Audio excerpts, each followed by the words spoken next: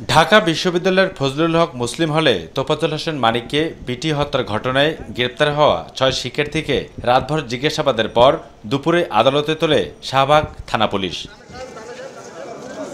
Chief metropolitan ম্যাজিস্ট্রেটের আদালতে ১৬৪ ধারায় জবানবন্দিতে ঘটনার স্বীকারোক্তি দেয় গ্রেপ্তারকৃত শিক্ষার্থীরা।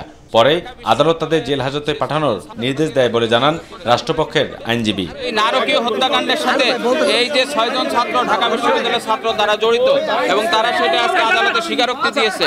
এদিকে রংধনু গ্রুপের পরিচালক মিজানকে আদালতে তোলা হয়। পাশাপাশি বৈষম্য বিরোধী ছাত্র আন্দোলনে হামলার ঘটনায় ডাক্তার হাসানুল হক নিপুণকে আদালতে তোলা হয়। শুক্রবার দুপুরের পরপরই নিউ মার্কেট থানার হত্যা মামলায় পুলিশের অতিরিক্ত সাবেক ডিআইজি মশির রহমানকে ৭ দিনের রিমান্ডে পাঠিয়েছে আদালত। মামলার তদন্তকারী কর্মকর্তা তা ১০ দিনের রিমান্ড আবেদন করলে চিফ মেট্রোপলিটন ম্যাজিস্ট্রেট আদালত এই আদেশ দেন। আবু সাদ অপু, মাই টিভি, ঢাকা।